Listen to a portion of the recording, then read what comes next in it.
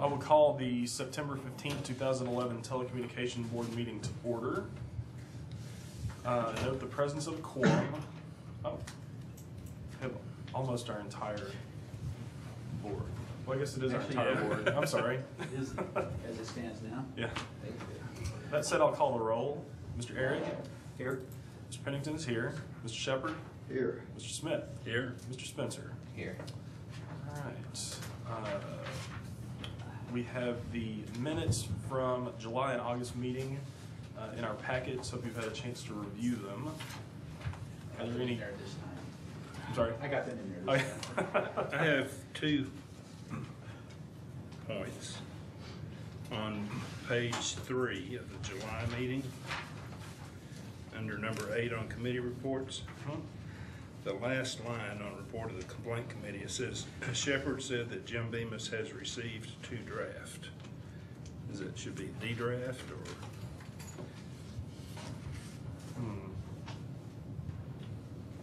We'll go back and review the video of that meeting and make sure that that's accurate, and make the necessary revision if that's okay with the Sure, board. it just doesn't make any sense.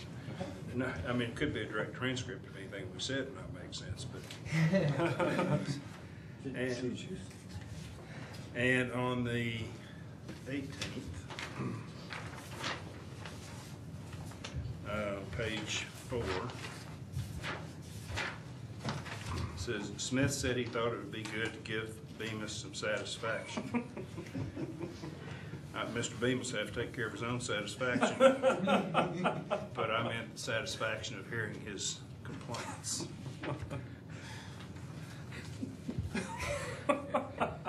Do you care to make any motions in regard to your comments, Mr. Smith? Just be amended to read some satisfaction regarding hearing his complaints. Is there a second to that motion? I second it. Any comment? If not, all those in favor say aye. Aye. Any opposed? No. Then the motion carries. Any more comment about the July and August agenda, or minutes, I'm sorry, or any motions? I move that be approved as Is there a second? Second. Those in favor of approving the minutes as amended, say aye. Aye. Aye. Any opposed? No. Motion passes. Move on to approval of the September 15th meeting agenda, which you've all got a copy in front of you. move approval. I would only note, we do have a motion. I would note that Fritz has asked us on behalf of the city clerk to try to set where our meetings are going to be held for the future, because this was sort of a trial moving it to this room. And we haven't actually approved this room for future meetings. I would just ask that be the only amendment before we pass the agenda. Okay, where are we adding that? I guess we can do it between number 1 and 2, just to take care of it quickly. Okay. I make the motion we discuss that as number 2 under new business. Is there a second? Second. Any discussion? If not, all those in favor say aye. Aye. Any opposed? No. Motion carries, and we will add discussion of room assignment between number 1 and 2. Anything else on the agenda? Any motions to approve as amended? I'll make a motion to approve it as amended. Or second? Second. All those in favor say aye. Aye. Any opposed? No. Motion carries, and we will move forward with the agenda as amended. Note there is no old business, and we move into new business. And the first point is recognition of Russ Davis's resignation and service to the board. I would note that at the last meeting, Mr. Davis stepped down from his position, and I am thankful that he was with us for as long as he was. And, it's unfortunate that he couldn't stay around any longer. Do we have any indication when the council may approve The nominating committee should provide a report at the next city council meeting, which will be next Tuesday, and then we should have information of who has been appointed to this board. Nothing further, we'll move to the second point, which is discussion of the room assignment. Some months ago, we had talked about moving from the city council chamber into this room. Some of the members felt that it was a way to get closer to citizens and each other and the city staff particularly. So we made a motion that we have a trial period where we met in this room. We've never officially moved to the room, and now the city clerk is asking that we tell them, their office, which room, which night, and all that, so that the schedule can be set. I would ask that we stay in this room. I kind of like it. I think it brings us closer together, closer to the citizens. Even though we're not on live television, I think the room is more appealing to people who want to come and speak to us. So move. Second? I'll second that. Any discussion? Well, I disagree. I would like to see every meeting above the subcommittee level in all departments, live broadcast. So that's a problem. We're going backwards rather than forward in this step. Otherwise, it is a better place, an easier place. Tonight there'd be a conflict because we have the school board in room 219. Okay. But I hope to see in a few years that we do have every room set up for live broadcast and as much of that as possible. That's a great goal. Move the question. If there's no further discussion, all those in favor say aye. Aye. Any opposed? Opposed? The motion carries. We'll continue to have meetings in this room, I assume on the third Thursday at 5:30. I'll inform the clerk and ask them to put it on the schedule as such. Okay, thank you. We'll move into the next point, which is the television center / government channel report for Mr. Giesler. Thank you. Have quite a few just items to cover real quickly tonight for the both the television center and the government channel in particular. If you visit the television center, you'll notice that there is a lot of banging and sawing and hammering going on. The Building Services Department is doing some minor renovations to our space to help make for some more efficient use. We're took a couple of walls out, built another one, and we're going to create a very good, secure storage space for the public access equipment, and also an expanded area for our staff to where we can locate our break area. Right now, it's located in the classroom, and it's been kind of a little difficult to manage those appropriately for everybody. So we'll move the coffee maker and the microwave and everything over to this other area. It's also close to the sink, which helps, so we don't have to go all the way across the building. And the staff is very excited about it. It's going to open up the feel of the space a little bit and give us that. So that should be completed by the end of next week. Building Services is doing a great job putting all that together. We have received the new channel controller, as I've talked about in previous meetings. We're in the process of doing the installation on that. We did run into a technical glitch that had to get solved. It took a few days to get that taken care of, but we're in process for that. We are still at a lower rate on our non-meeting production because we still have a staff member who's dealing with some medical issues. So his capability level is a little bit lower. It's not working quite as many hours. His schedule has to be flexible for us to be able to take care of him. So some of those hours that we had been using for non-meeting production are being focused on meeting the staff hours, being focused on meetings, which of course is our priority. But we haven't gotten to a place where we couldn't cover any meetings. Everything else is taking a back seat on that. Hopefully, he is doing better, but hopefully as this process goes on, it's going to be a long recovery process for him, and it's still going to be a couple of months before he's back up to 100%, but he's doing well. And we will be unveiling soon. I'm just going to kind of whet your appetite a little bit. We've been working on a new look for the channel in terms of graphics, and it will encompass not just what you see on the air, but also what you will see in print, letterhead, and the signage on the front of the building. I'm also working on redoing all of the signage on the front of the building to make it more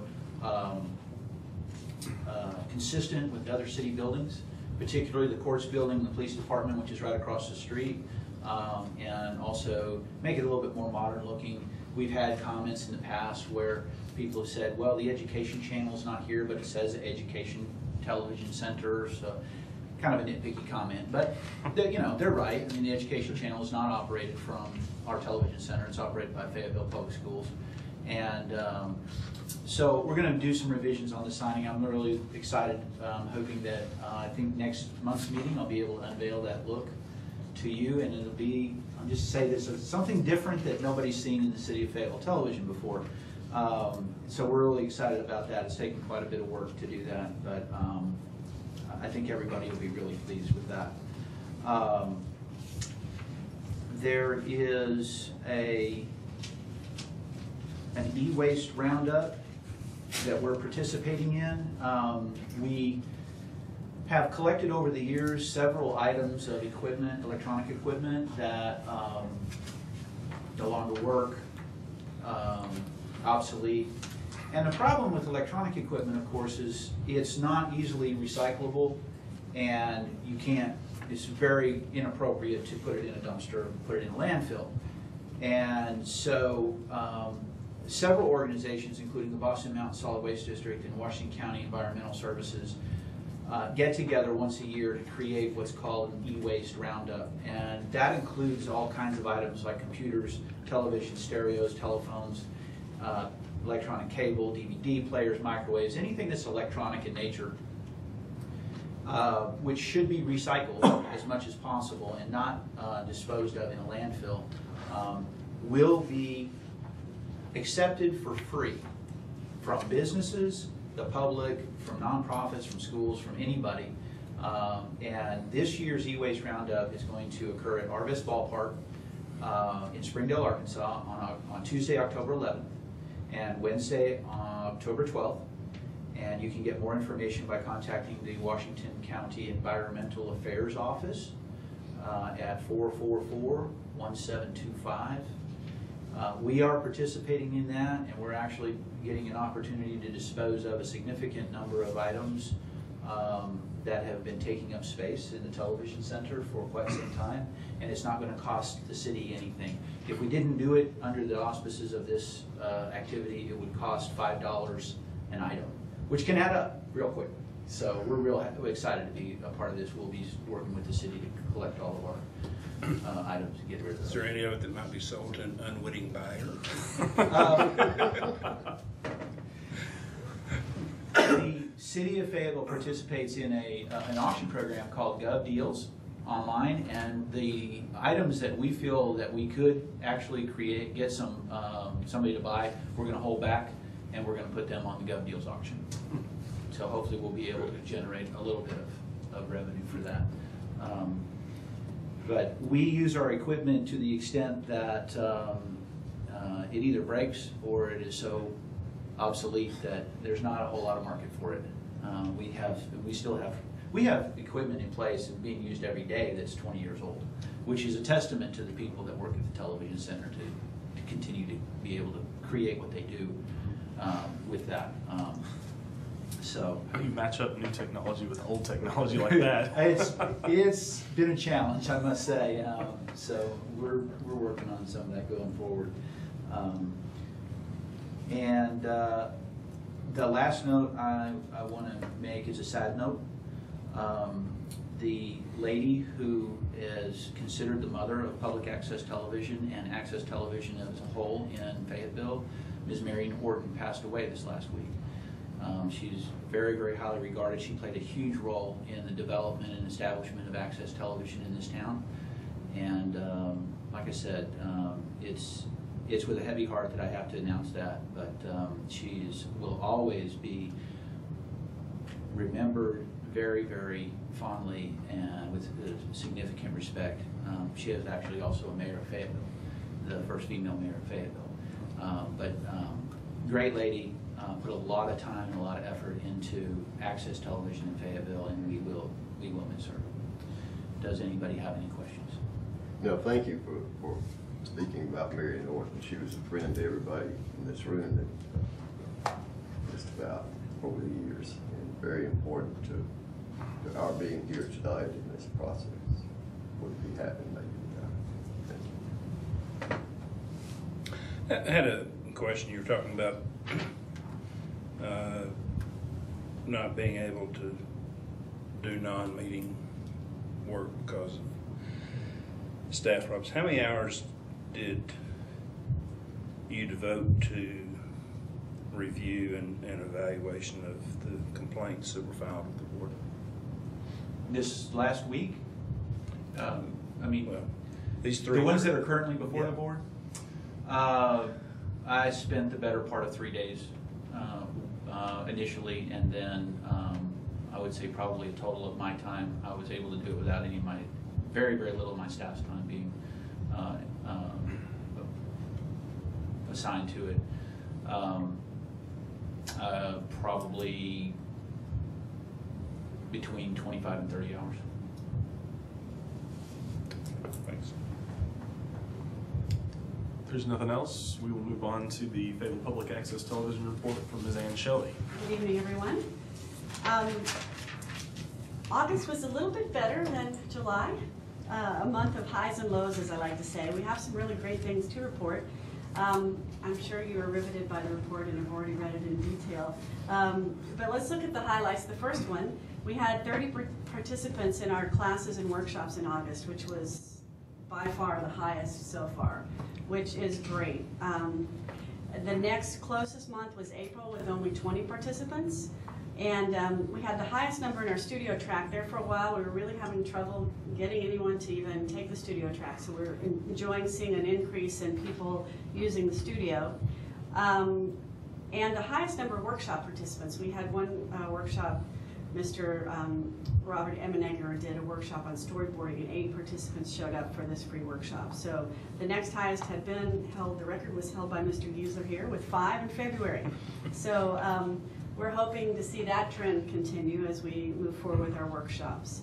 And also just to briefly revisit that I showed you that we were doing the 12-hour rotating program schedule. That has been fully incorporated into our operations, and with great feedback from the producers who are series producers. Everybody loves it. We've also been able to then do message board slides for every series program with easy to find and on the schedule time slots for each of these series. And with regard to the message board, one of the things we've been working on in August and September is really trying to brand the message board for anything that's specific to Fayetteville Public Access Television, to have a similar look on all those slides so people really start associating the logo and the message of what we do there with every image that we put out. We did a promo that is I think our first minute promo, and it featured Iraq students from Iraq who came into the television center, and its real theme is the First Amendment piece. And it's now on the opening page or the home page of the fayepublic.tv website. So it'd be great if you all could see that. I played it for our board meeting, and I actually, of course, I won't name names, but had a couple board members that got misty-eyed just watching it. I mean, it really is an incredible thing that we offer this, when you look at students from Iraq and what their life is and their freedom of speech rights versus what we have just down the street at 101 Rock. So if we go to page 2, you look at, it's been such an interesting thing with regards to participation by ward. As we know, Ward 4 just completely crushed the first 2 quarters, and nobody seems to be as interested in classes and workshops from Ward 4 in this quarter, but Ward 2 is really stepping up and continuing to become consistent. So we will monitor this through the end of the year. As I mentioned earlier, one of the things we also did earlier in the report was do the water bill mailing that we had started to launch a long time ago. It's finally actually literally in the mail now, with the final mailing due September 20th. So we're starting to get calls. We're asking people when they call how did you hear about us? We had one brand new short take participant that had never done it before. So we're hoping to see a continued increase, and I'll be very interested with that increase to see what how it lays out as far as awards and award participation. With regard to our organization, I also invite you to view our website. We have finally completely updated it, the your-media.org, on which you can see a full list of our new board members and the exciting work we're doing outside of public access television. I'm personally satisfied that I was able to incorporate the word whopping into a report to you all. It's at the bottom of page 2 in the training section, because it really was. 43 new trainees in the first quarter alone, and 100% of those trainees were new trainees. Does that make sense? One of the trends that we're seeing that I find a little bit alarming is that our new number of trainees is increasing. We had 30 this past month of August, but the number of new trainees is decreasing.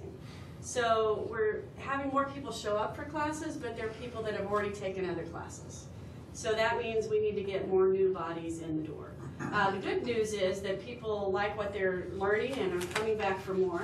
The challenging news is that we're not bringing as many new people in to continue to make both of those numbers increase. So I've laid those out for the first, second quarter and what we saw again in August, which really only 30% of participants were new trainees this past month. Even though 30 people came to classes, only 9 were brand new people.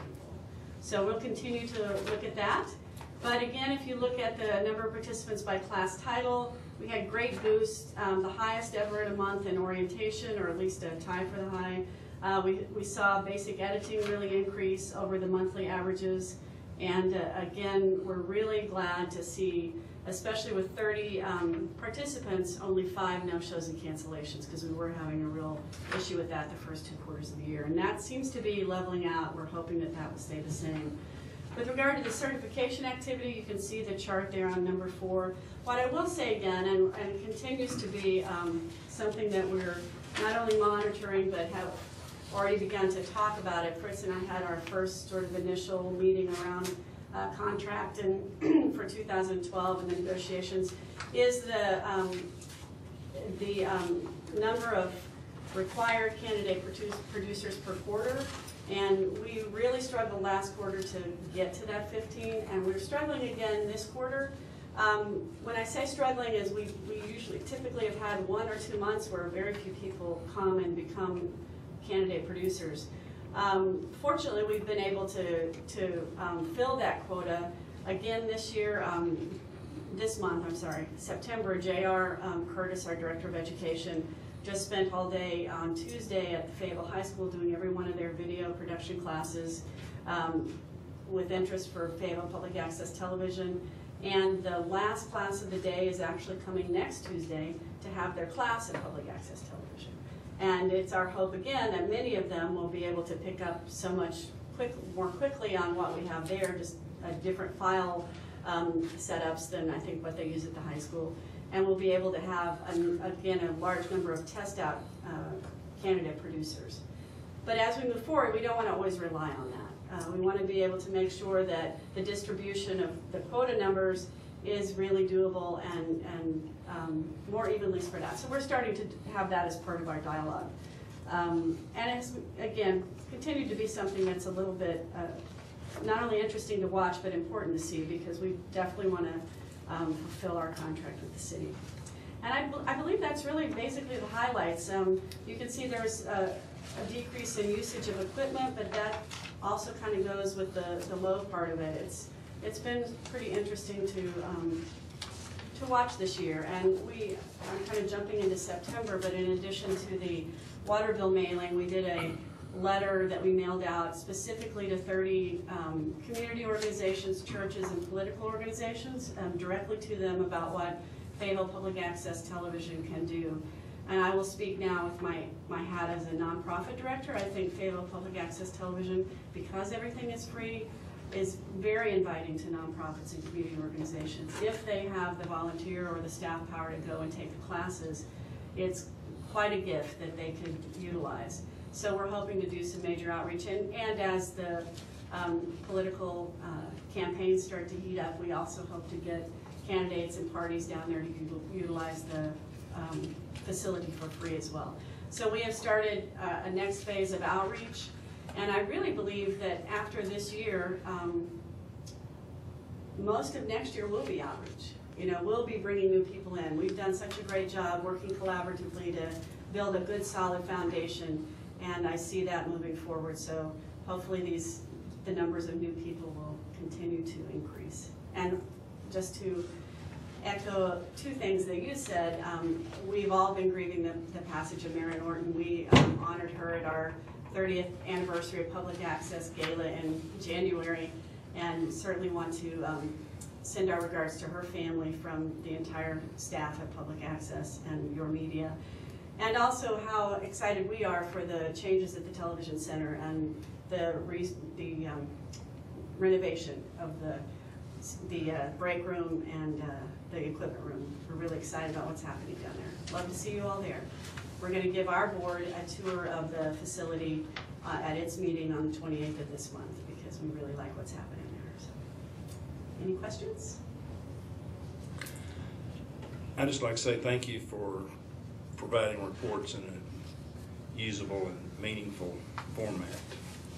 These are much improved over the ones I saw in my former incarnation on the board. So, the other is I'd like to compliment your staff. I had an occasion this week to schedule a repeat local program, and your staff, Heather, was particularly helpful and cordial. And if all the public's getting that kind of attention, we're in good shape. Thank you. That will definitely be another one of our focuses, is continuing customer service in 2012 and what can we do to improve it. So thank you for that. Thanks to both of you. Some good stuff going on at the Television Center right now. If nothing else on those points, we'll move on to the Fayetteville Education Channel report from Miss Elise Giesler.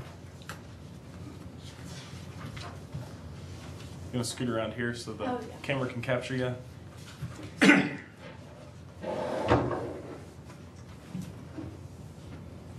Thank you for having me.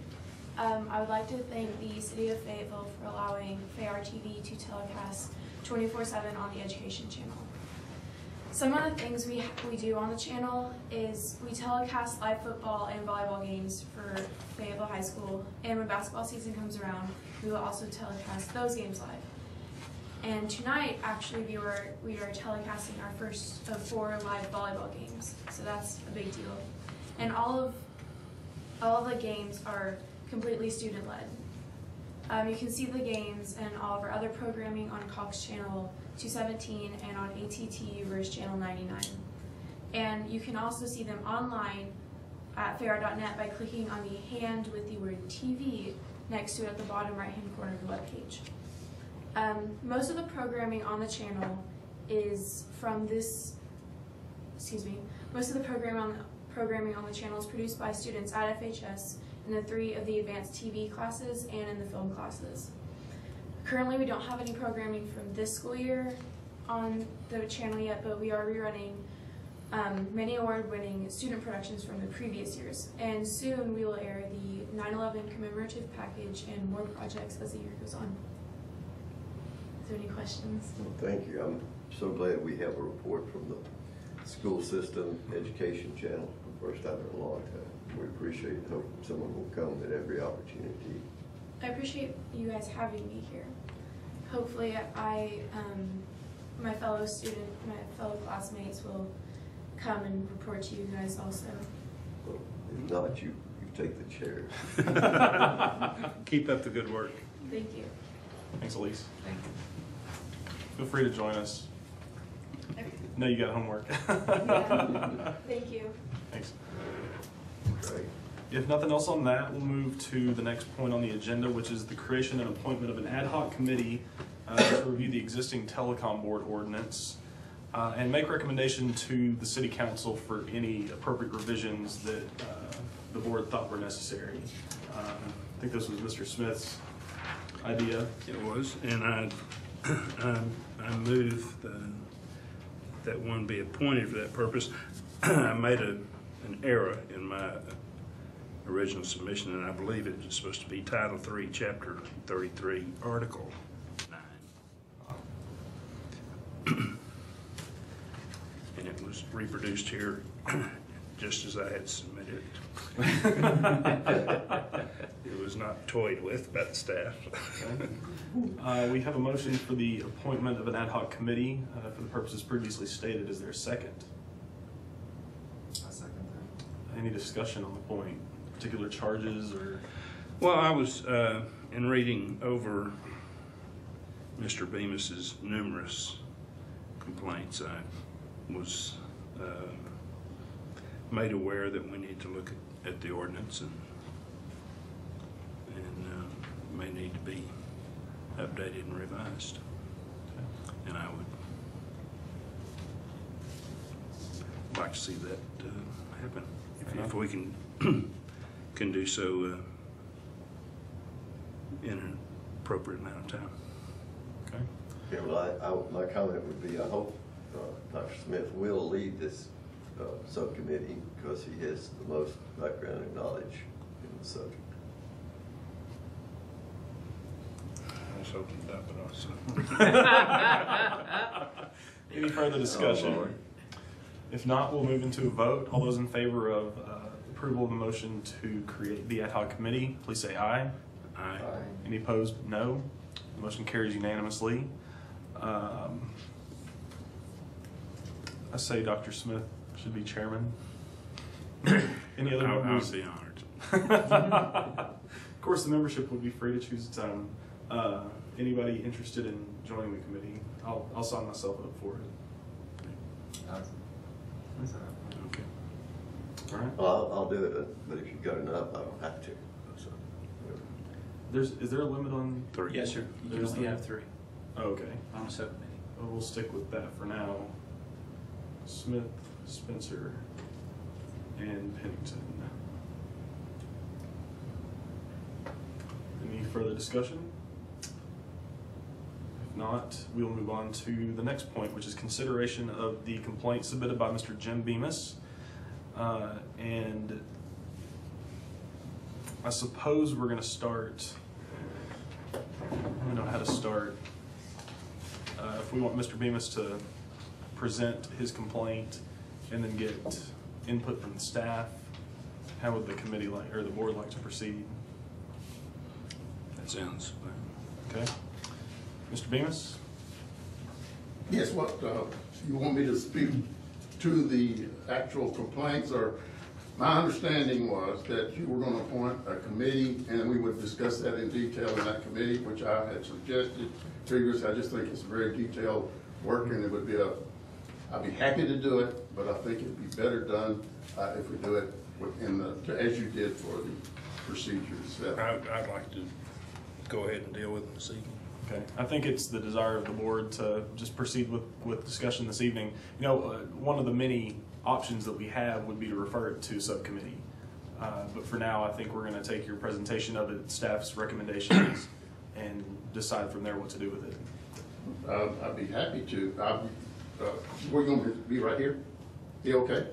Wherever you want to get. If you want to come over. slide over so the camera can catch you. Nice.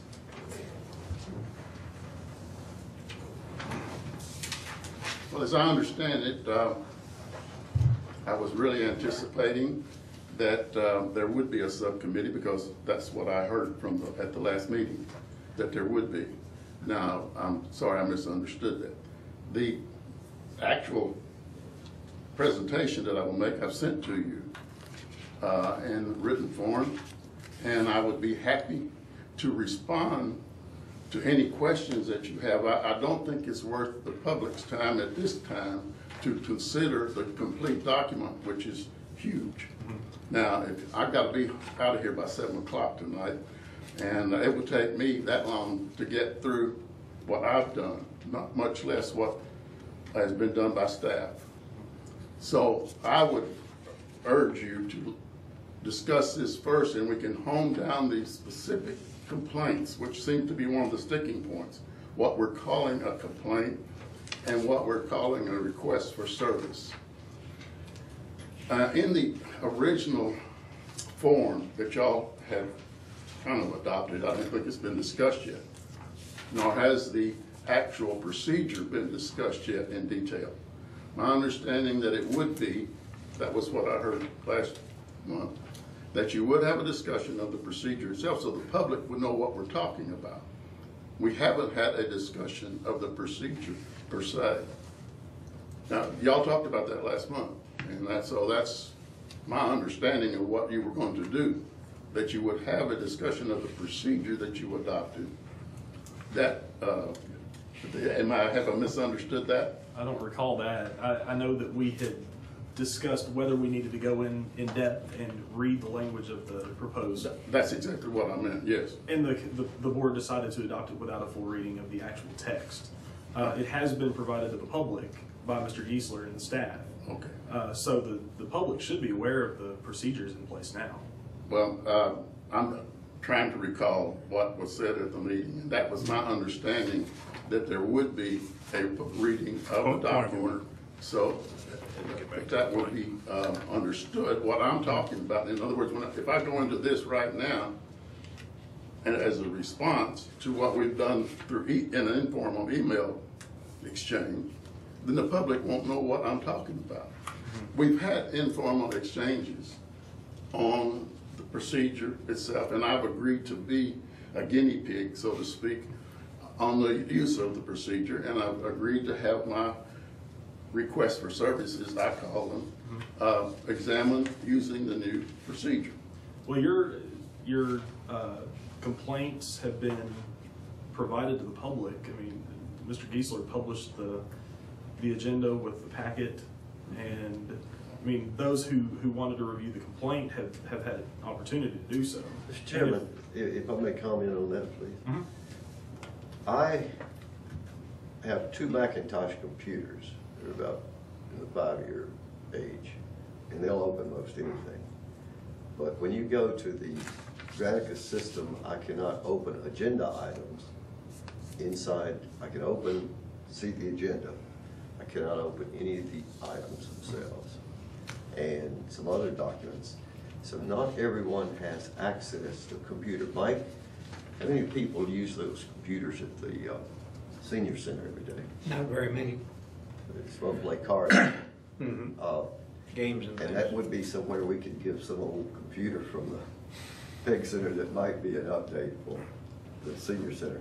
But the point is that no, that's not the same. That's not a full publication like a newspaper on TV on all these media. But Well, Fritz, if somebody had contacted the city clerk or you, could they have gotten a copy of the Yes. agenda with the packet? Okay. Absolutely. The agendas and the entire packet is posted as a PDF file, which is the most widespread common file format that it's my understanding is readable by basically everything.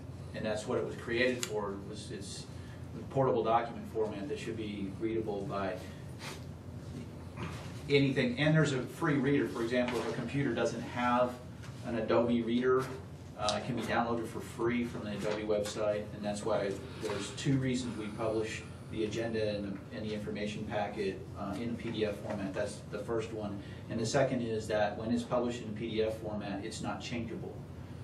In other words, someone can't download it, make revisions to it, and do other things to it. So it's secure to that extent, and it's very, very widely accepted as a reading format for documents. if I may, for instance, the computers, there are 4, I believe, right now that maybe all work in the senior center. And most of the people do not have computers. I'd say there's a big split among how many people have ever used a computer that are seniors right now. And so we tend to assume we can just put it on YouTube and everybody can see it. But you can't watch a video on any of those computers down there right now because the Adobe thing hasn't been plugged in. And a lot of operating systems still don't use the newest. If you want to watch a video online, say football games. Getting a little off topic. Well, let me finish this one sentence. You cannot download pre-Intel Macs cannot handle a lot of the things that are being pushed on there, saying, here's your free upload. Okay. Then I would suggest, if you don't have a computer that could access those particular documents, contact the city clerk's office, or Fritz in our case, and you can get those documents ahead of time. They're all public, they're all, and you don't have to file an FOI request. All you have to do is call me and I'll be glad to make a copy of anything for someone. Okay. That said, we'll move on to Mr. Bemis's complaints. Okay, may I just ask a question of procedure here? Because one thing we're doing is discussing how the rule will operate in terms of my complaints or requests for services. In other words, that was my understanding would be a trial of the actual procedure. That was never my understanding. You submitted a complaint and we are listening to it. And fine. I just wanted to say that my understanding was from my previous meeting that my requests for services, as I call them, were to be examined using the new rule. Is that what we're doing? Yes, but it's not a trial. Okay. You're the only complaints we have, so they're all trials, Mr. Bemis. Okay. Yes. Well, let's start with that one then, Mr. Smith. I think that's a good place to start because what I've submitted to you as requests for services, I've used that term because that's what the city uses. It uses the term request for services if they have what some people might call a complaint or problem. And that was the way it was set up for the original government channel form. So you could have a problem, you could have a request, or you could have a complaint. So I prefer not to call them complaint because what I see them as is a request for service that the board and the staff perform the services that they are supposed to be performing under what I consider their charter or their duties and responsibilities. Okay. So when I call it request for services, I'm asking for the board and the staff to perform a service for me. Now, that may not be the way it's supposed to be considered, but that's what I consider. Mr. Bemis, how do they do this in Rogers? Pardon me? How do they do this in Rogers? Mr. Smith, that's an excellent question. The only reason I'm here is because I'd give anything to have this process documented for the people of Rogers and for the rest of Arkansas. We're blessed to have this board and the people that serve on it and the ordinance. It's not anywhere else in Arkansas. And that's what I've said here. I'm here to support this ordinance and the board. What I want to clarify is the responsibilities and the duties of each of the entities involved. That's your board, the council, the staff, and the individual citizen for that matter. But I do not consider that that's been clarified, and that's the reason I've asked this. The original document from which I've drawn all my complaints was the brainstorming session. Actually, there were two, and a forum held in 2009. I've sent those to you. And if you read those, you'll see that the board itself held a forum and a brainstorming session in which they discussed the very issues that I have raised, but nothing was done with that further after 2009. So all I'm doing is asking that you do what the board itself said they would like to consider and that were itemized as points, warts and all, I remember that phrase, of what the weaknesses and the strengths of the board and the ordinance were. I have that document in the materials, which were not made available to the general public. I do not believe that the supporting documents that I've given you, Mr. Geisler, were those documents put into an archive or on the web or anywhere? Those documents have always been available to the public by request. Well, I understand that. I'm saying, have they been made available to the public on the other? They are available to the public. Well, okay, I guess we'll discuss that later, what that means. They are available to the public, but the public is not aware that I sent them because they were not included in your response to me. That would be my take on it. I'd respond to this just a minute. Mr. Bemis, you send numerous emails to the board, to city staff, to the media. Some of them are quite rude. Rude? Rude. Thank you. And I apologize to the board and to you for being goaded into responding to one of them. Those are discussions that we shouldn't be having on email, and I apologize. But I think your requests or complaints or whatever you wish to call them can be done without disparaging the city staff or the motives of the board. Mr. Smith, if you would be specific, I'd be glad to address that. I don't consider them rude. I consider them an actual statement of fact, and I'm not talking about individuals. I've said that repeatedly. I'm talking about the office and the actions that they take. I'm not talking about people. I'm talking about the process and the system here. I'm not talking about individuals. I respect every one of you. I admire you. But I do think there are problems with the system. That's my sole complaint here. If you want to take one individual complaint, that would be it. I've not found any way to address the system and its weaknesses that the board itself has identified in previous brainstorming sessions and in the forums. I'm simply repeating to you what you folks, not you all because you weren't here, this was done in 2009. That document is available in the records, and I would really appreciate your reading it if you haven't done so.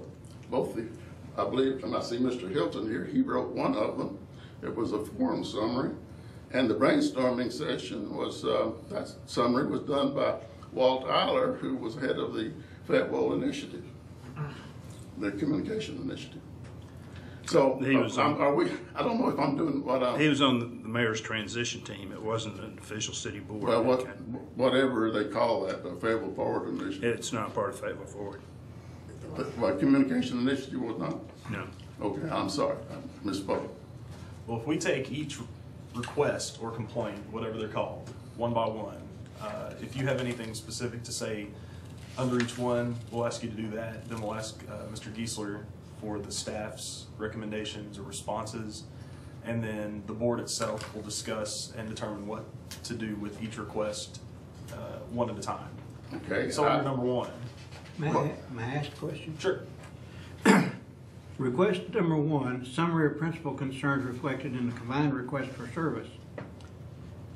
Here, rapidly evolving telecommunication technologies. I don't think there's a person in here that's, well, Mr. Gisler, that's really up to date on all of the rapidly evolving telecommunication technologies. I don't see anything specific about any one technology in any one specific complaint. I'm sort of at a loss. Yes, sir, that is correct.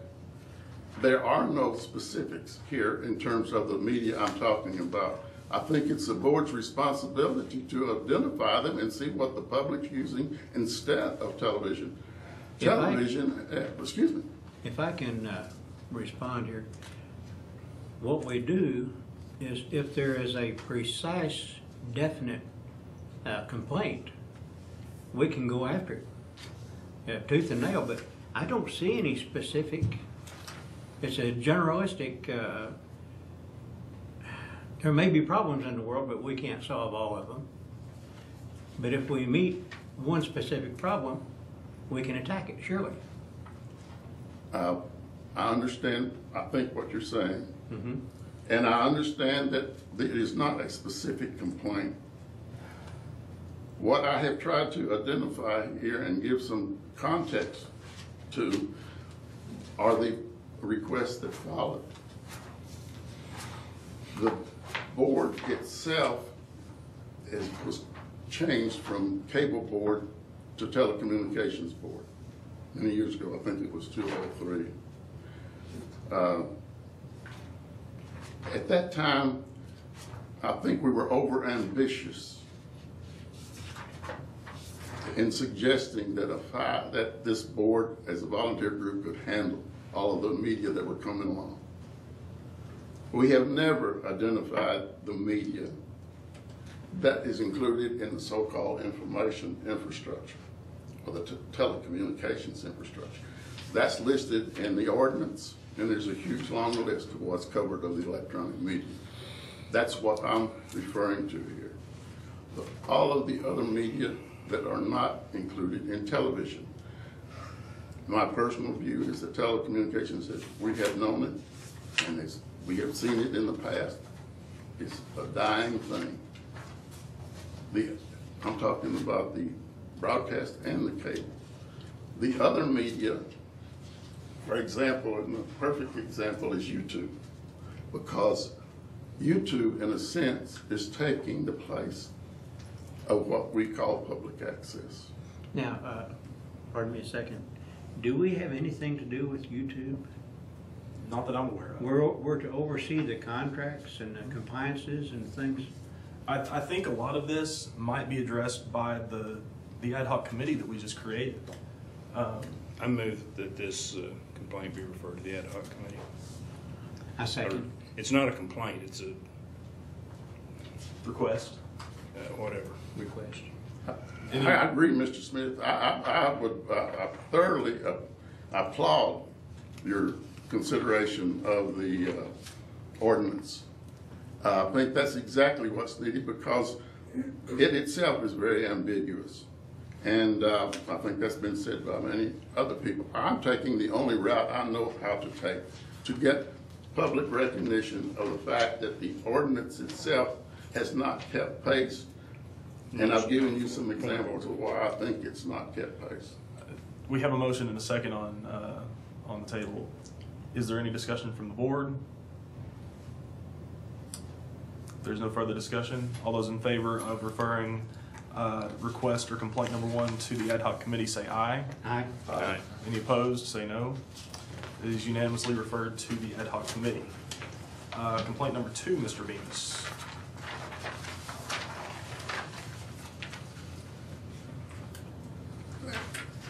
You want me to read it?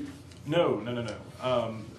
What I wanted was we've got the complaint or request in front of us, and we've all read it, I hope. And if you have anything additional to add before we... I do not have anything additional. Mr.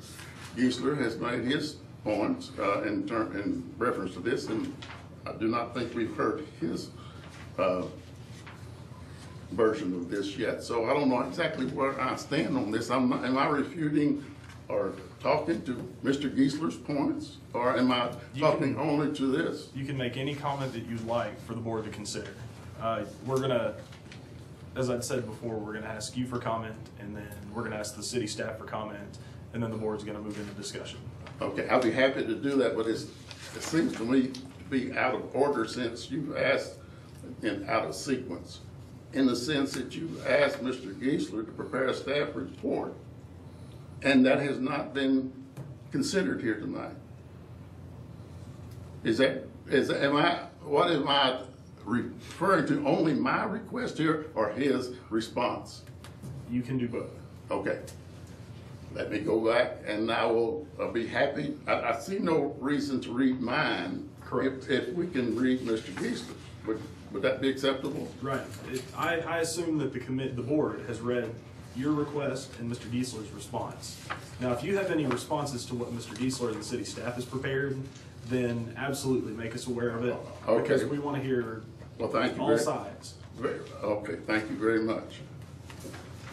I have had 2 days to read Mr. Giesler's report. He had several days, I think 15 or 20 days, I don't know exactly how long you did take, I was to prepare my statements, and then he was given a certain amount of time. Now I have 2 days to make a response to you folks. I have considered that I would make that response in a smaller subcommittee meeting, which I think is a much fairer approach, in that I've only had a small amount of time to digest what has been given to me. So I consider that number one of the deficiencies in the ruling, that's in your new rule. Now, do you want me to go through his executive summary first, or you want me to go through his actual request here? You can respond to anything you like. Okay. Executive summary. Let's go through it item by item. I did send the city manager an email with 15 files that are support documents that reflect what was done from 2010 to 2011 on previous attempts to have my complaints heard. Those are not included in the packet. I said in an email to you folks that I didn't expect to waste that much paper. But I do expect to be able to talk to those points as well as to the points that Mr. Geisler made in reference to the documents that he was referring to in his complaints. So right off the bat, I find that that zip file, which are my support documents dating back to 2009, 2010, 2011, are not included here for discussion. Now, I have those available to me and I can go through them, but again, I don't think this is the place to discuss those in the kind of detail they need. I would be happy to do it in the subcommittee that you folks form, or at the, whatever you're gonna call the subcommittee that you're gonna have for the, reviewing the ordinance. Well, Jim, But if you really, excuse me. If I may, I mean, you make some powerful points in here, and that's the only thing that really matters. And we can send it to all of this committee, and it should be discussed. But this complete change in policy, which was not written by the board, and which gives full authority to the administrative employee, the manager of the station, to make decisions that had previously been made with board advice and so forth.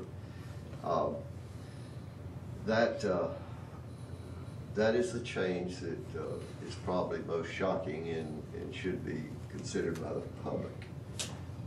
But some of the details of what went on in a specific response, I don't think anybody's got the computer capacity or brain capacity to quite get all of those sorted out and put them, see them all as a complete pattern. But this is the big principle that we're talking about, is do we maintain the public's power through this board and city council at the same level it was in the past, as opposed to having an administration employee have greater control than in the past. That balance always worked, and I think that is the only point that is significant here, and that's what this newly appointed committee should look at and consider. Do you retain that balance? Thank you. Chair recognizes Mr. Smith. A motion at appropriate time on complaint number 2. Okay. Mr. Means, do you have anything else? Yeah, I would like to say that I think that the point that Mr. Shepherd's making would be covered by your review of the board and the ordinance, their duties and responsibilities. I'm perfectly happy to leave that discussion to that group, because I think it will come out, the ambiguities of the roles and the responsibilities, and what we, in terms of even the recommendations that the board can make. I think there's some room for conversation about what that entails. In other words, what the board can actually recommend and facilitate, I think is the word that was used in the ordinance, that you can facilitate certain things, but you cannot recommend something. I don't understand that legal term. Mr. Geisler, do you have anything to add at the moment? Specific to complaint number 2? Mm-hmm. Yes, I would. As In the last month's meeting, the board adopted, as part of its administrative rules, a complaint and feedback procedure. And when Mr. Bemis contacted me via email and submitted his requests or complaints, I followed that procedure as the board had adopted. My initial contact with Mr. Bemis within the 3 days as defined in the procedure was twofold. One, to let him know that I had received his complaints. The second was to clarify with him that what he was listing, or what he was defining as requests for services, were actual complaints for the process of the procedure that had been adopted. And he told me yes, they were, and we would go forward with that. So I went forward with that. I also advised him that due to the breadth of the material and scope, that I would not be able to reply to him with a full report within the specified time. Specific to complaint number 2, I would also like to reiterate that in the first request, number 1, I was not able to identify a specific complaint statement, and therefore I really didn't do any kind of response from that perspective or investigate it from that perspective.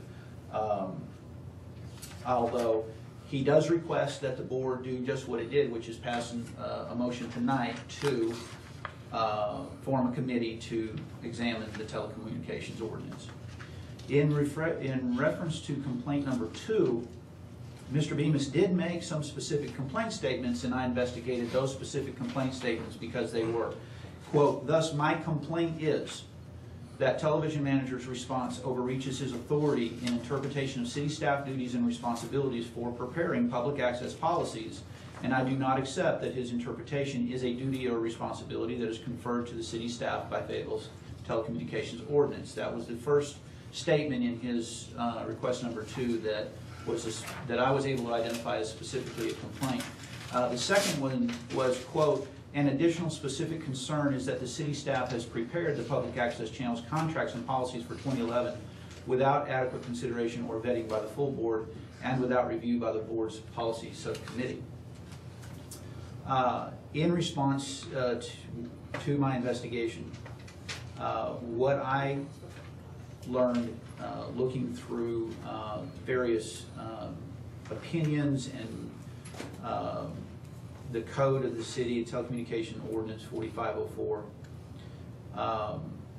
In his complaint, Mr. Bemis asserts that the city staff has no authority regarding the operational policies of public access television channel. It has been established through the opinion of the city attorney, Kit Williams, and through state statute, that the city administration does have authority to operate a division of its administration. That being, the public access television channel is part of a divisional operation of the city.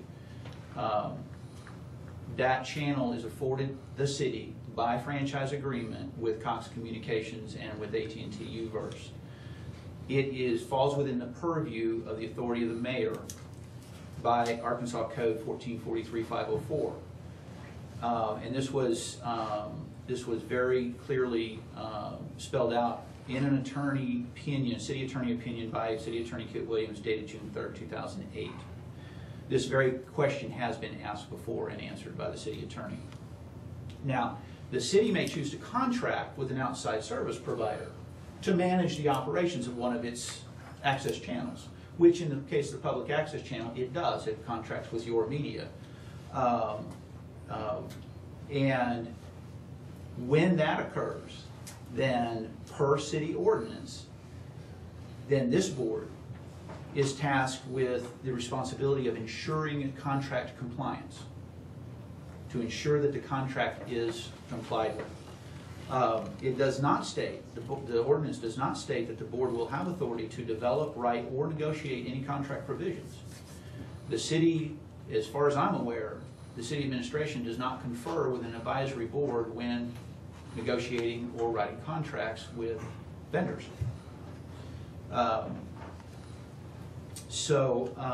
As further, there was the question of all proposed contracts regarding the operation and or administration of the access channels have been provided to the board for review before being presented to the city council. So that the board may have adequate time to review the proposed contract and provide an advisory opinion to the city council as it considers the contract. And this was supported by the opinion of Assistant City Attorney Jason Kelly on August 19th, 2010. The Title III, Article 9 of City Code does not invest the Telecommunications Board with a responsibility to control or determine operating, programming, or administrative activity of the City of Fayetteville Television Center or any of the access channels. To attempt to do so would be a violation of state statute, which is supported by opinion of Assistant City Attorney David Whitaker, dated February 7, 2006, and the opinion of City Attorney Kit Williams, as I cited earlier. In conclusion, in response to Mr. Bemis's specific complaints that he included in request for services regarding the authority of city staff to determine how a city division is operated, I believe that is well established by state statute and the opinions of the city attorneys in past years that that authority does lie with city staff. And the city attorneys have opined that it would be in violation of state statute to attempt to take that authority and invest it in a different body other than the city staff. The floor is open for board discussion. Chair recognizes Mr. Smith. I move that the board finds complaint number 2 to be without merit and dispatched forthwith. I'm glad to speak to that motion if it gets a second. Is there a second? I second. Mr. Smith? It seems to me the 2 parts of this complaint have to do with the drafting and the RFP, which is the responsibility of the government. It's been done. The RFP was reviewed and the contract was reviewed by the board. It's been approved by the city council.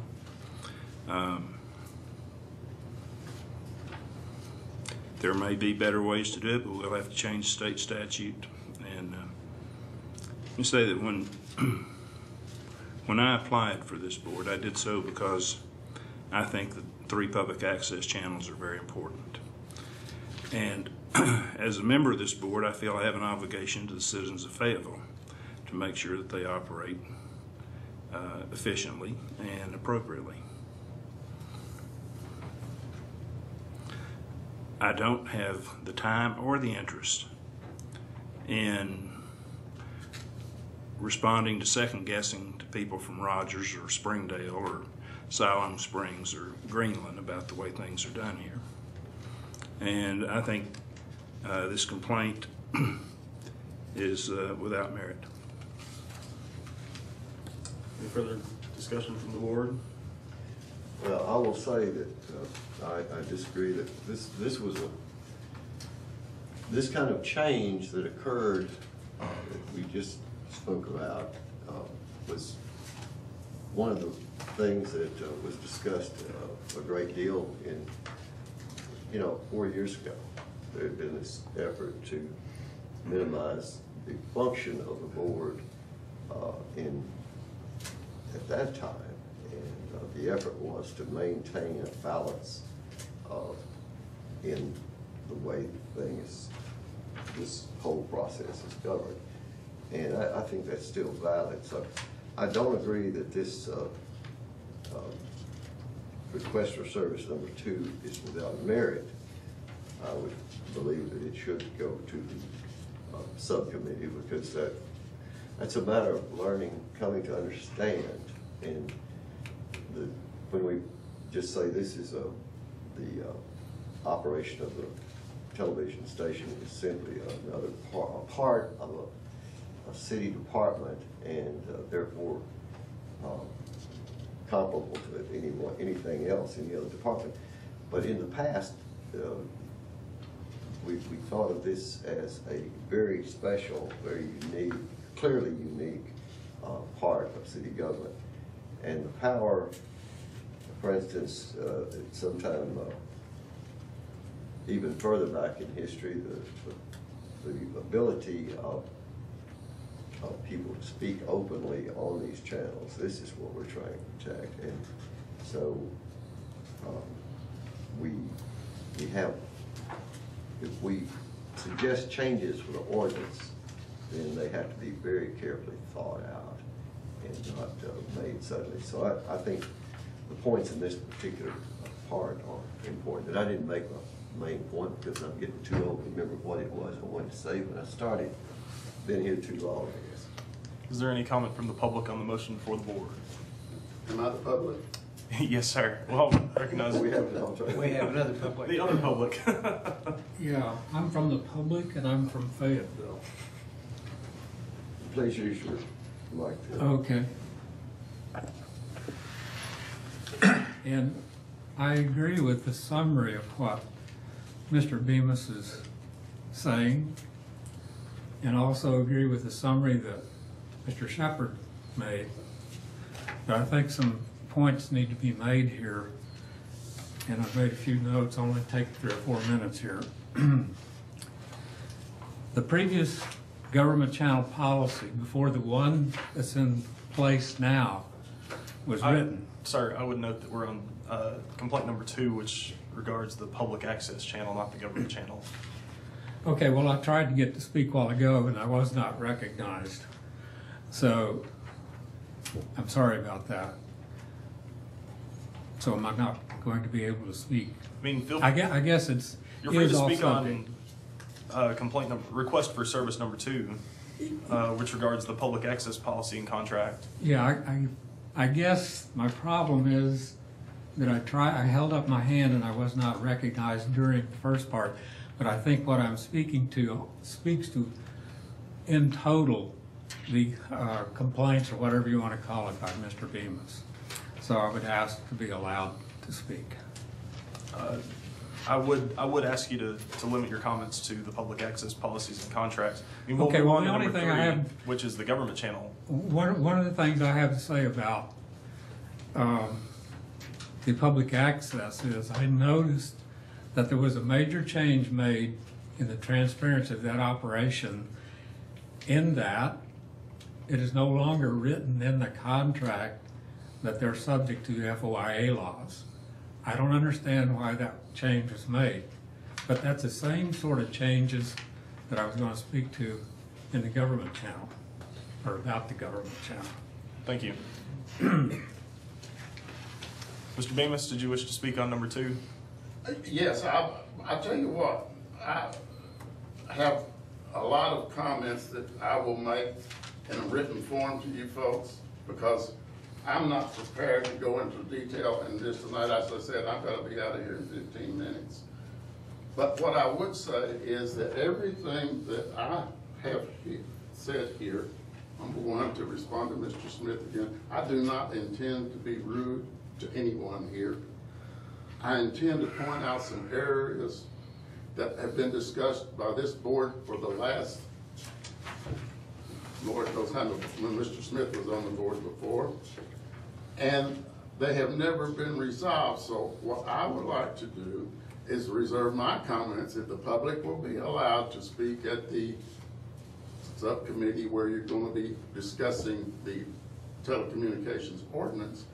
I will bring to that board some of the same subcommittee, some of the same questions in return to what are the roles and responsibilities of the individual entities, specifically staff, the board, the council, and then how those entities operate in a coordinated way. That's the issue I'm trying to get at with this. I think there are some very strong disagreements about the interpretation of the roles involved. They are not clear in the ordinance about whether Mr. Giesler can make policy, operating policy, they're not calling them, as opposed to previously they were called simply policies And then the staff Point was of to order. develop Mr. procedures. Smith, Point of order is not speaking to the motion. I would ask you to keep your comments to specifically the public access policies and contract. Public, I'm sorry, Mr. Smith, I don't know what part I've left. I'm out of sync here. I'm obviously not speaking to a point that, We're considering your complaint number 2, that's authority of public access policies and contracts. okay, all right, let me refer specifically to the point that I tried to make with Mr. Geisler's overreaching of his authority. Is that the kind of thing you want to get into? I'm talking about his office, not Mr. Geisler. I'm talking about the station manager and what his role is here and whether he can make operating policy for the public access channel. That has not been the case in the past. There has been I was on the public access policy committee as a community member. That was before me. Yeah, beforehand. I'm not familiar with what's happened over the last year in the development of policies, but previously there was a community member and there was a policy subcommittee, or committee, wasn't a subcommittee. And that committee made policy for the public access channel. And if that, we did have a policy at the time that made by that, the last year, by the policy committee. Now I understand that the station manager, the staff, is making policy for the public access channel. Am I incorrect in that? No. Ms. Shelley? To briefly clarify 2 points with regard to Mr. Hilton's comment. I don't have it in front of me, but have been reading the contract. As I mentioned earlier, we're in the process of renegotiating. And while it may not specifically say we have to follow FOIA law, it says any public access operations have to meet FOIA standards. That is blatantly in the contract, and that is what we do. With regards to the policy committee on the board of the service provider, it became clear to the new board and to the new leadership of the service provider, your media, that really overstepped our boundaries as a service provider. We're a service provider meeting the needs of our client, which happens to be our largest client, which is the city of Fayetteville and the operations of Fayetteville Public Access Television. While we do work collaboratively on the policies that affect, because we, as the people serving the public in that capacity, know in many ways more of what our producers need and what runs the station with regard to public access smoothly. We certainly have a lot to contribute on that. It's a collaborative effort to come up with policies, but policies, as we see it and my board sees it, are made by the client, and we are advisors to that in our capacity as a service provider. So there is no longer a policy committee of our board that specifically deals with public access. We do have a Fayetteville Public Access Operations Committee on our board, which helps us oversee that part of our contract, which is our major client. So no, we don't make the policies we work collaboratively to make the policies. Our board advises me and the staff in helping to make sure all the governance of our organization, including public access television, meet the standards that we feel are important for the public and that we serve. If that's any clarification. I have a question. Sir? What is your last name again, sir? Hilton, Hilton. Now, I think right now we're going around and around in a circle, and we're accomplishing nothing.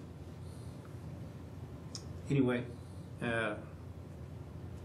you felt like there was no merit to this, and I think we should dismiss it. I don't see any merit in it myself. Okay. The procedure that we passed in the last meeting requires that a reason be provided for the finding of no merit. It would be appropriate for an amendment to the motion to adopt the reasons that you stated previously. That the board has approved these contracts. That just last month we worked with the station manager and the access provider to make a change in the policies that was requested during a board meeting, and that the city attorney has opined on all of these and the city council has approved them. Is there a second to the amendment?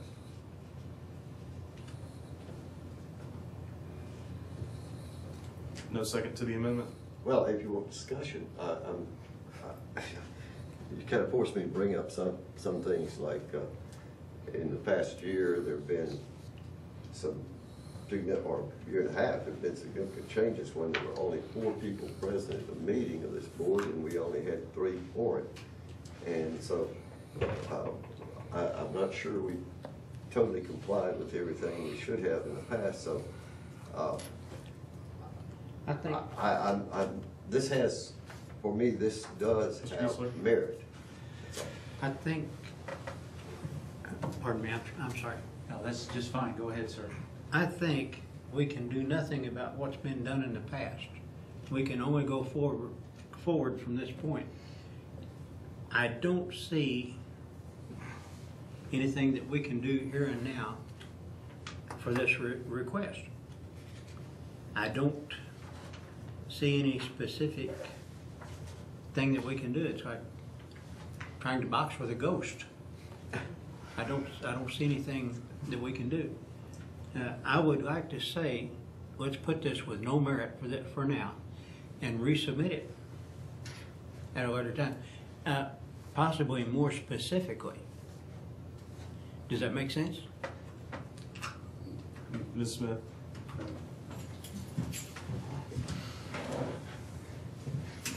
You can consider me staff because I don't want my employee, Mr. Giesler, to get all the credit for that fine report that was submitted. I don't mean anything insulting by this, but I would like to take us back to the 7th grade. There are 3 branches of government. There's the executive, the legislative, and the judicial.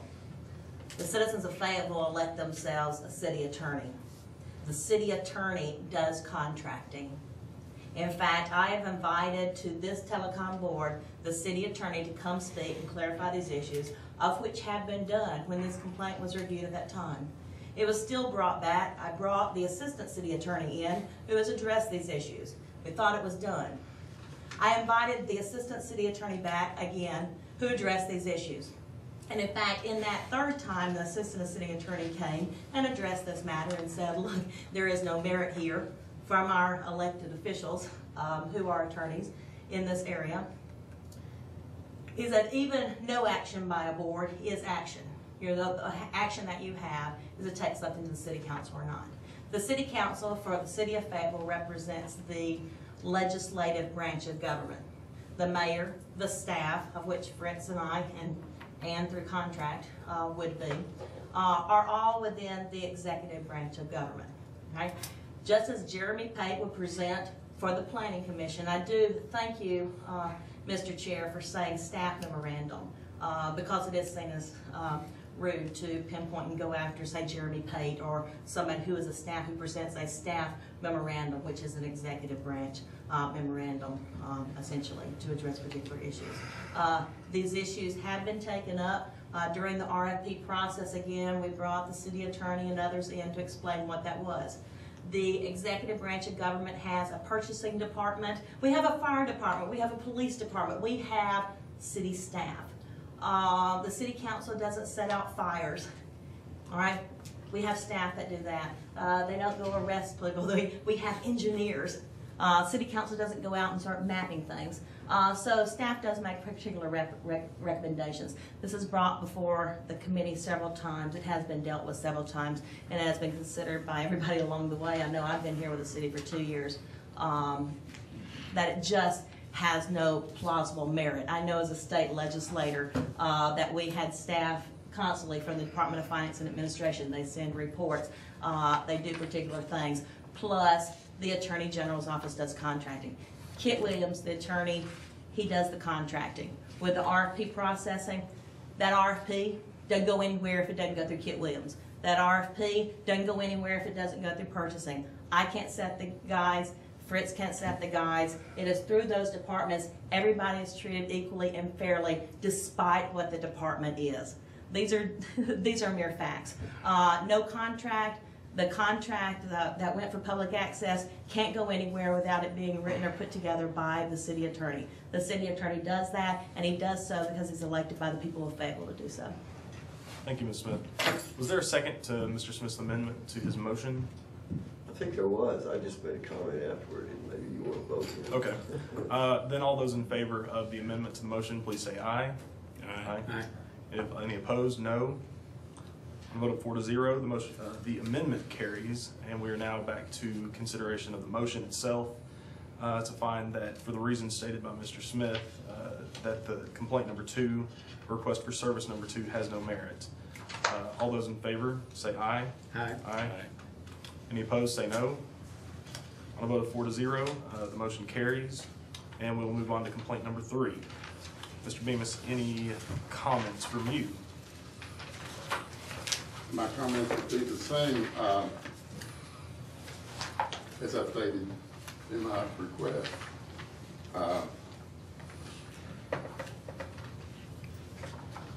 find that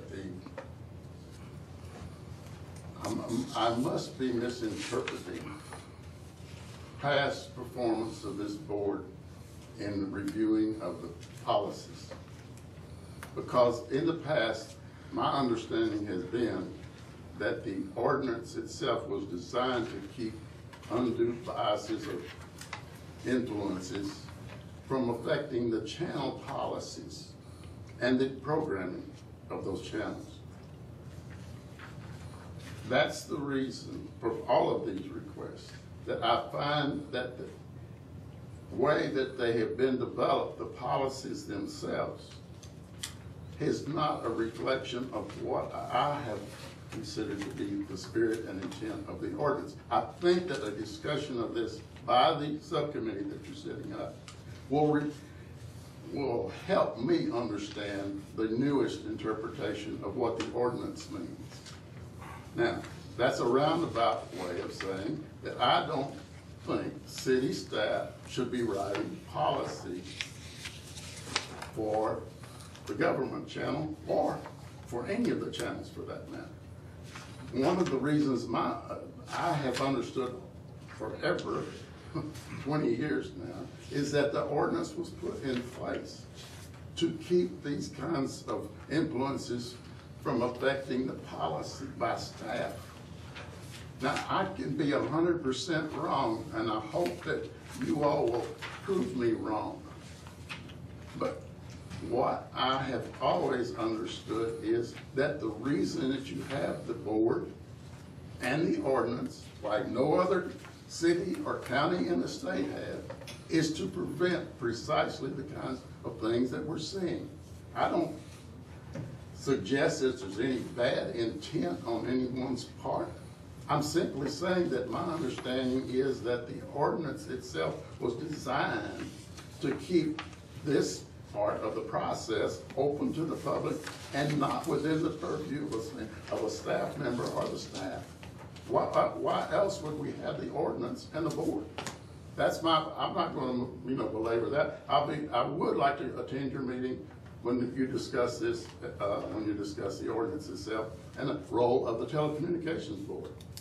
If the board is not to write policy or recommend policy, and it's to be done by city staff, then there's really very little use for having the board involved in the process at all.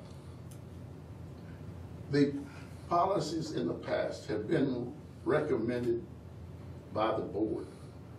For this last policy, the city staff has indicated that someone asked them, the staff, to prepare a report. And then a report was made, which is all, I've never seen a written version of it, but a verbal or oral report was made, I believe it was last June, Mr. Keith, or July, that when you actually prepared that I may be off on the dates, but the policy committee of the Telecommunications Board had been working 2 years on a policy, which is one of the issues, of course, They had not been able to pull together enough people to even have a policy committee meeting for several months. The policy committee meeting they had in May was not attended by the staff, and they did have a report, which I don't think is available. I think it was never written. If I'm mistaken, I would love to see that report about what other cities and governments they have interviewed and found something equal to ours, an ordinance and a telecom board. They won't find that in Arkansas, for sure. And the ones that I heard mentioned do not have a city ordinance like ours or a telecommunications board. So those are the issues I think can be discussed in the subcommittee about how the actual board will perform under the direction of the ordinance, the guidelines, whatever you want to call them, however they call duties and responsibilities, etc. in the ordinance. I would love to hear that discussion, and I think that's exactly what's needed. I appreciate y'all moving ahead on that. Thank you, Mr. Bemis. Mr. Giesler. Question, Mr. Bemis. Do you have a specific complaint about anything that's gone on with government channel programming or anything anybody's been denied freedom of expression on the public access channel? No, sir, and I never indicated that. All right, so just checking. Well, Mr. Giesler? May I expand on that, please, Mr. Chairman? Well, I think you answered his question now. We'll get back to public comment. Okay. I'd like to make two comments, if I may, before I specifically respond to his complaint in my investigation of his complaint. I'm not sure what report he's referring to. When he refers to a report that was supposed to be made, I was requested to develop and write some policies and operational policies, which I did. And then I was asked what cities did I look at, not to find out if they had a telecommunications board, not to find out if they had a telecom board ordinance or anything like that, but what cities did I look at that had government channel operations and what their operating policies were, and did I base what I developed on those. And Mr. Bemis, no, I don't take any of this as a personal attack. I just want you to assure you of that. Mr. Bemis, in his request number 3, did make one specific complaint statement, that being quotes, but a specific complaint is that the city staff has prepared the government channel operating policy for 2011 through a process that did not allow for adequate consideration or vetting by the full board or for review by the board's policy subcommittee or by the public. See attachment 8. Attachment 8 actually refers to a document that Mr. Bemis included that is a line-by-line critique of the policy document that is in place now. In response to his complaint, city staff did follow established process in the research, development, and creation of the Fayetteville Government Channel mission statement, goal statement, and operating policies document. In the fall of 2009, there were members of the Telecommunications Board Policy Subcommittee requested that city staff research and prepare a policy document for consideration. And work was begun on that project. The policy committee subsequently did not meet for several months. They resumed meeting in February of 2010 with attendance and participation by the manager of the Fayetteville Government Channel. In April of 2010, Marvin Hilton, who was at the time a member of the Telecommunications Board, stated in a full board meeting that, quote, "We want this board to write that policy and not be unduly influenced by the city staff because that's what we're really talking about," end quote. Mr. Hilton had expressed significant frustration regarding the attendance of city staff at policy subcommittee meetings and what he considered to be the, quote, undue influence exercised by staff members at these meetings. Therefore, subsequently, in May of 2010, the policy subcommittee met again, but the government channel manager did not attend. And at that meeting, that subcommittee voted to submit a policy document for the consideration of the full board. And that document did contain several items that had been identified by city staff to the subcommittee as being problematic and would probably result in rejection from the city council. That was staff's guidance to the subcommittee. In June 2010, the city staff completed their work on the mission statement and operating policies for the government channel, that document, and was requested and submitted that document to all the members of the board, which included the members of the policy subcommittee for consideration. It was submitted to every board member since the policy subcommittee had no plans to hold any further meetings at that time. There was no quorum at the June 2010 meeting of the Telecommunications Board, so a vote for recommendation could not be called. In July, the meeting of the Telecommunications Board, a request was made to extend the consideration of these policy documents to September. And the board made a commitment to finalize a recommendation to the City Council in that September meeting. It was stated in that meeting that any feedback regarding the proposed policy documents should be forwarded to the Television Center manager by September 1st so that it might be distributed to all board members, and none was received. In the September 2010 meeting, the Telecommunications Board voted 3-1 to recommend to the City Council adoption of the mission statement, goal statement, and operating policies documents submitted by city staff. That document was submitted to the City Attorney's Office for legal analysis. The City Attorney reviewed it and passed it to the City Clerk's Office for inclusion on the City Council's tentative agenda. That agenda was published and made available to the public on October 6, 2010. The policy document was considered in a public meeting of the City Council agenda session on October 12, 2010. It was included on the final agenda of the City Council's regular meeting on October 19, 2010. There was significant discussion of the document in that City Council meeting, with several individuals speaking in support of and in opposition to that document. The City Council voted unanimously to adopt the document that is currently the mission statement, goal statement, and operating policies for the Fayetteville government channel. So as a document created and being considered by the Telecommunications Board, that operating policies document was available to the public for review from June of 2010 until October 19th of 2010. The document was available for 4 months, during which time members of the public and the Telecommunications Board and the City Council had full access to review it and comment on it.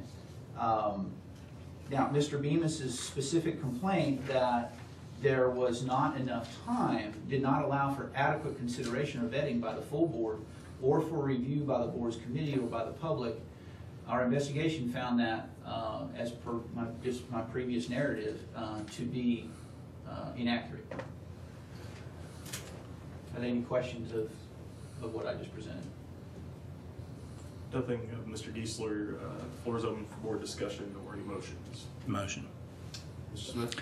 I move that we find complaint number 3 to be without merit for the following reasons: that the board did consider and approve the policy and recommended to the City Council, which discussed it and adopted it.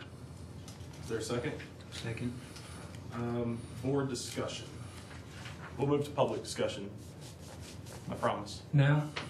After it, if the board doesn't have anything at the moment. Okay, very good. Ms. Thank Chilton? you. I don't think there's anything by the board right now. Yeah. Ms. Okay. Chilton's recognized. Okay, I think what Mr. Giesler said is basically true. You have a legally arrived at government channel policy at this point in time. However, the previous government channel policy was more transparent because it allowed citizen requests for FOIA meetings and forums. And to have a really transparent government channel, you need to have that in the policy. Because after 20 years experience in televising government meetings, I can tell you at some point, somebody in the government will not want you to televise a meeting. I can tell you that from experience. I've heard lots of the excuses why I shouldn't televise a government meeting.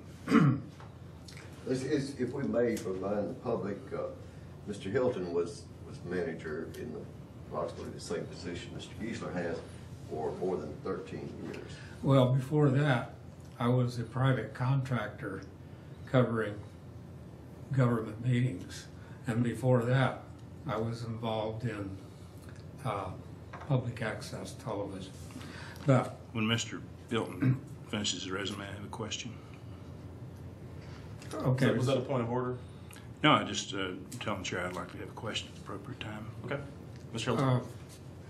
Anyway, so, and also on the Telecom Board Subcommittee on the government channel policy, which Mr. Geisler was speaking of, they refined this transparency government channel policy. They refined some of the clauses that encourage transparency in government. And they completed that version in May 2010. And also what they did is they more clearly specified the priorities of productions for non-meetings and meetings. And it might clarify that if I were to email you that version that was never seen by the City Council.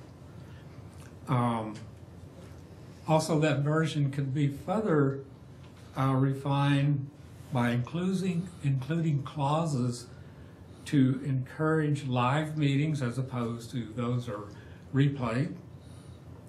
And at those live meetings, using the current technology, you could enable citizens to participate by telephone, by email, and by even two-way video. That's been done in some cities. Unfortunately, that refined version was quickly switched to the present version that we have now. And the present version, obviously, has removed the citizen request for FOIA meetings to be televised and for forums to be televised. That's no longer in the policy.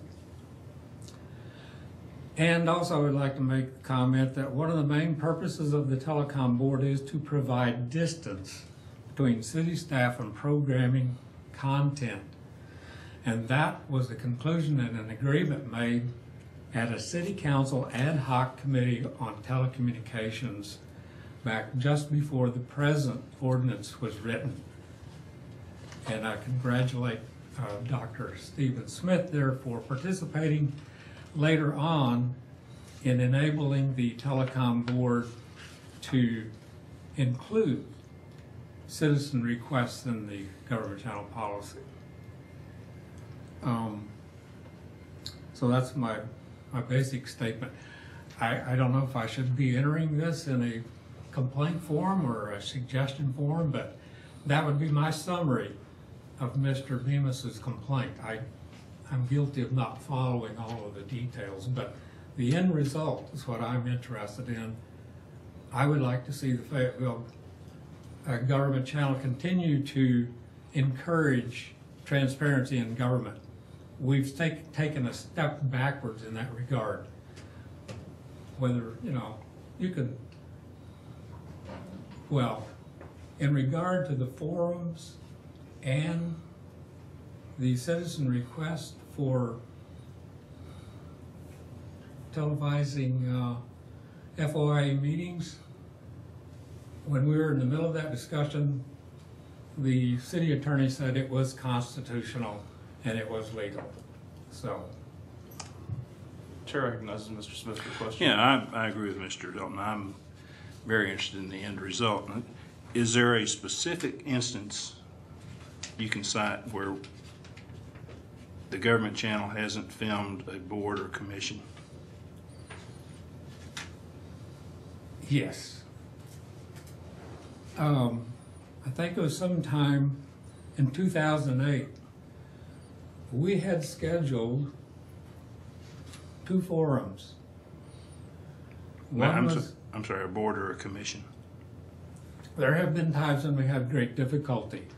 Our camera personnel was asked to leave several different meetings. We had difficulty in recently, or while you were director of the government? While I was director. But since that time, or under this new policy, have there any instances that meetings haven't been filmed? I think you're misunderstanding it, but you're asking if they fail to be, you're talking about things that the officials kicked you out of, in effect, and you're asking about failure. Well, the complaint deals with the government channel policy. And I'm asking if under this government channel policy, they failed to film any meetings of boards or commissions. I don't think they're all covered, but I'm obviously not as well acquainted with all the details, and I have not been keeping up with the details. I have not made a request to have a meeting televised because I understand that's not. I'm talking about the city boards and commissions that are covered by the Freedom of Information Act. Have any of them not been filmed since this policy was adopted? Well, there's some that haven't been televised live. Okay, thank you. But just because I'm not aware of it is no sign it didn't happen. I'm sorry, Mr. Giesler, have you failed to cover any boards or commissions? I would say Film them? in the last 2.5 years, we probably have, but only because of lack of resources. So there may have been. Since this policy's been adopted? Since this policy's been adopted, not to my knowledge. Okay, thank you. Any further discussion on the motion before the board?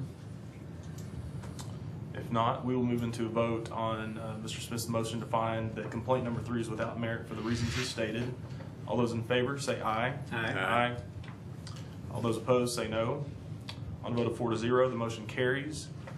I believe we're done with that point, and complaint 1 has been referred to the ad hoc committee for consideration.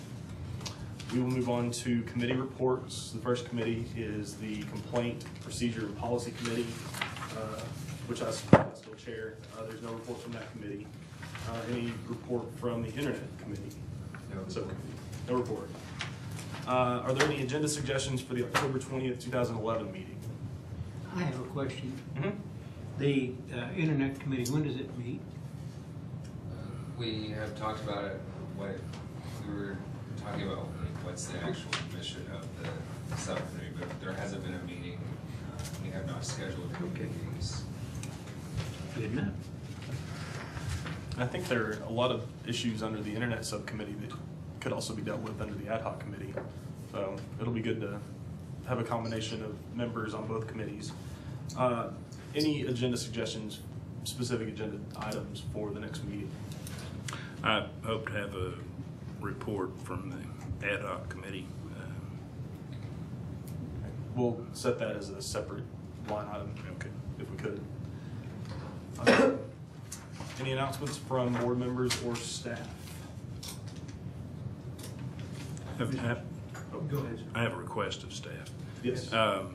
Could you provide me and the ad hoc committee with a copy of previous cable and telecommunication ordinances before the existing ones online? Yes, sir. So that we can have a history of how those have changed? Yes, sir. Thank you. Mr. Giesler, did you have a?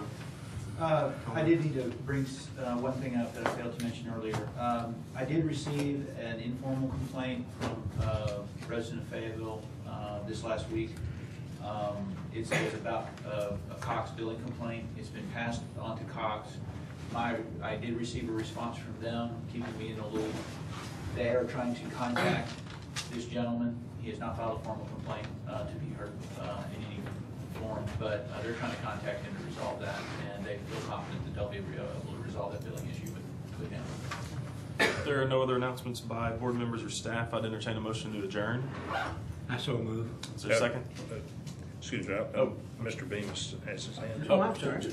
I'm sorry, just a question now. As on my other role as the complainant or requester, there will be, following the rules, but the next step for me is to wait for you folks to establish your reply to my request. And then I'm free to take that to the city council, is that correct? Is that the way the rule reads for you all? That's the way it reads to me. I believe that you will receive a written response stating the reasons. It's not me, but that you will have a written response for the request that I'm making. Is that the way? The way the procedure is written is that you will receive a written response that details the board's actions. Okay. Regarding your complaint. And the rationale, I believe Yes, somebody, yes, yes. Okay, fine, thank you. I appreciate y'all's considering my complaint tonight. I look forward to seeing how you come out on the ordinance review. Thank you, Mr. Bemis. Is there a second to the motion to adjourn? Second. All those in favor? Aye. Aye. Any opposed? Meeting's adjourned.